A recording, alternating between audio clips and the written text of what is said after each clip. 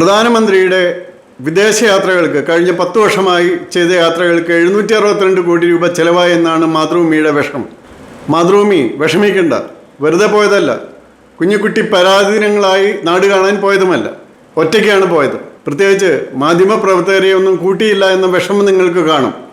അങ്ങനെ കുറേ പേർക്ക് ലോകം മുഴുവൻ ചുറ്റാൻ അവസരങ്ങൾ ഉണ്ടായിരുന്നു, കാര്യമൊന്നും നടക്കാറില്ലെങ്കിലും. പക്ഷേ ഇപ്പോൾ പോയ ഓരോ യാത്രയ്ക്കും അതിൻ്റെ ഫലങ്ങളുണ്ട്. ഏകദേശം $750 ബില്യൺ വിദേശ നിക്ഷേപം ഇന്ത്യയിൽ വന്നത്. ഡിഫൻസ് ഡീൽസ് എത്ര എണ്ണമാണ് ഒപ്പിട്ടത്? ഫ്രീ ട്രേഡ് എഗ്രിമെൻറ്റ്സ് 9 എണ്ണം ഒപ്പിട്ടു.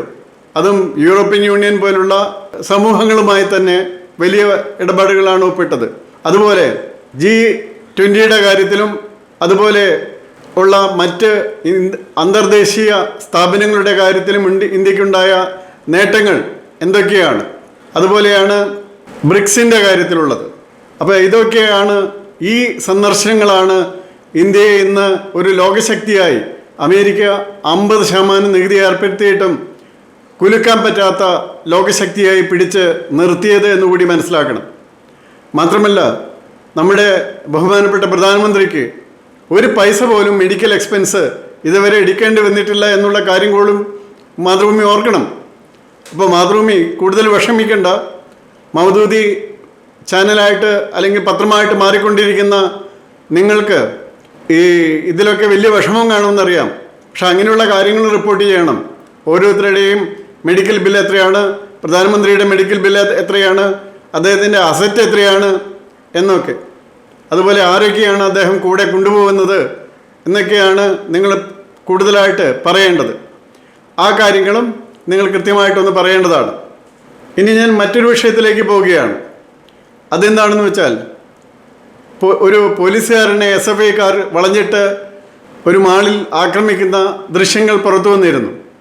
അതിൽ അന്വേഷണം നടത്തിയ അസിസ്റ്റൻറ്റ് കമ്മീഷണർ പറയുകയാണ് അത് കയ്യിൽ വള ധരിച്ചാണ് തിരിച്ചാക്രമിച്ചത് എന്ന്.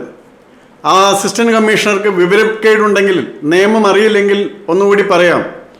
ഒരു ആക്രമിക്കൂട്ടം നമ്മളെ ആക്രമിക്കുമ്പോൾ നമ്മുടെ റൈറ്റ് ഓഫ് പ്രൈവറ്റ് ഡിഫൻസ് നമുക്കുണ്ട്, അതനുസരിച്ച് തിരിച്ചാക്രമിക്കാം. ആ സമയത്ത് കയ്യിൽ കിട്ടുന്ന വടിയോ എന്താണ് സാധനം എന്ന് വെച്ചാൽ അത് വെച്ച് ആക്രമിക്കും. പക്ഷേ ഒരാൾ തിരിച്ചോടാൻ തുടങ്ങിയാൽ ആ ആക്രമണം നിർത്തിയേ പറ്റുള്ളൂ. ഒരാളുടെ പ്രൊട്ടക്ഷൻ ഉറപ്പായി കഴിഞ്ഞാൽ പിന്നീട് വന്ന ആളെ ഓടിച്ചിട്ട് ആക്രമിക്കുന്നത് മാത്രമാണ് കുറ്റമായിട്ട് വരുന്നത്. അതുകൊണ്ട് അയാളുടെ കയ്യിൽ വളയുണ്ടായി എന്ന് പറഞ്ഞാൽ അയാൾ എപ്പോഴും ധരിക്കുന്ന വള അയാളുടെ ഡിഫൻസായിട്ട് ഉപയോഗിച്ചു. അത് റൈറ്റ് ഓഫ് പ്രൈവറ്റ് ഡിഫൻസാണ്. നിങ്ങളൊക്കെ PM ജോസഫ് സാജുവിൻ്റെ പുസ്തകം വായിച്ച് നിയമം മനസ്സിലാക്കുക. റൈറ്റ് ഓഫ് ഡിഫൻസ് എന്താണെന്നും അത് എത്ര വരെ നിൽക്കുന്നു എന്നും മനസ്സിലാക്കുക. അങ്ങനെയാണെങ്കിൽ ഇത്രയും തലതിരിഞ്ഞ റിപ്പോർട്ടുകൾ പുറത്തു വരാനായിട്ട് ഇടയുണ്ടാകുകയില്ല. കാരണം അതെല്ലാം റൈറ്റ് ഓഫ് പ്രൈവറ്റ് ഡിഫൻസിൽ വരുന്നതാണ്. ആൾ ചിലപ്പോൾ അയാളുടെ ബെൽറ്റ് ഉണ്ടെങ്കിൽ അയാളുടെ ബെൽറ്റ് ഊരി വീശും.